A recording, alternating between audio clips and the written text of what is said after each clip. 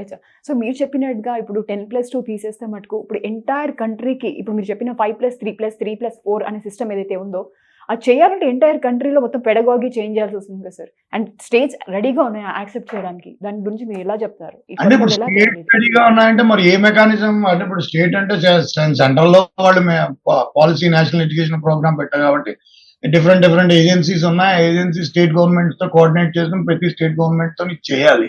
అది national education policy అంటే అలాగే చేయాలి. మొత్తం దేశం అంతా ఒక రకంగానే ఉండాలి.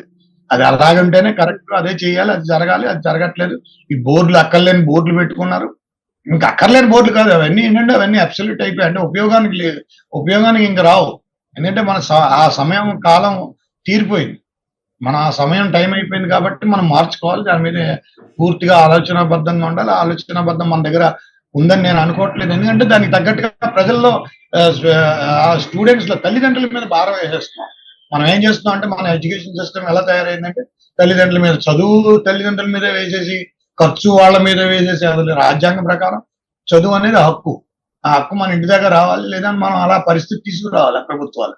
సో ఇది ప్రభుత్వాల బాధ్యత. అది ప్రభుత్వాలే తీసుకోవాలి. ఇప్పుడు తల్లిదండ్రులు తీసుకునేది కాదు. తల్లిదండ్రులు చేసేది కాదు. తల్లిదండ్రుల మీద రుణమే బాధ్యత పూర్తి కొనుగోలు శక్తి మీద విపరీతమైన కొనుగోలు శక్తి పిల్లల మీద పెట్టడం అనేది కూడా కరెక్ట్ కాదు. అది అలా చేయడం తప్పు. అలాంటి కాన్స్టిట్యూషన్ మనం అలా పెట్టుకోవాలి.